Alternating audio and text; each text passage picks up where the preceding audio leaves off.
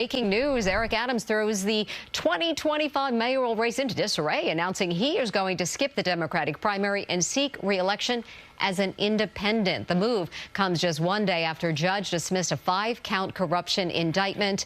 And political reporter Marcia Kramer is here with more on all of this. Marcia. Well, Mary, the dismissal of the criminal case is so close to the filing deadline for the Democratic primary, which actually is today at midnight.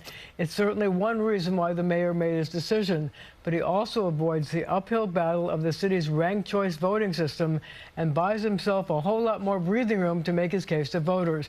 But if you think he's shedding the Democratic label, well, guess again.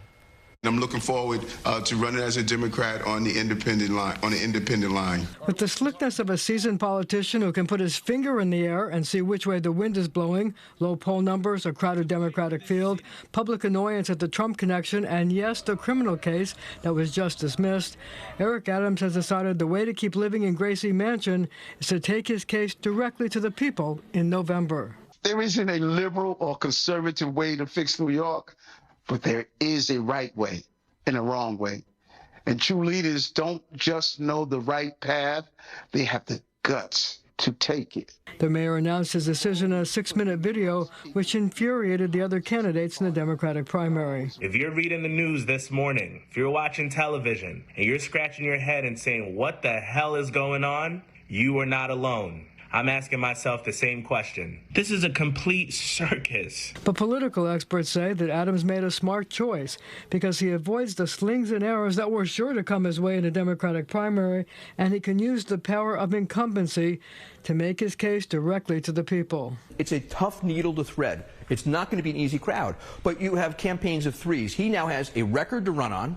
He now has a future to plan, and he gets to pick the issue that he wants to run on to make it the third one and get the message out every day. It's not going to be easy, but he had no chance of winning the Democratic primary. The mayor certainly has his supporters. Regardless of what party he's affiliated with, he's got a very good chance of coming ahead. There's a lot of damage that has been done. It's a shame because he's the second African-American mayor and he was set up, but he will bounce back. Adams says he has to rebuild trust among a voter base that may be fatigued by the political process. We're all fatigued. We're fatigued about affordability in our city. We're fatigued about the concerns of raising healthy children and families. We're all fatigued. And with that fatigue, we're going to turn it into the fighting spirit of New Yorkers.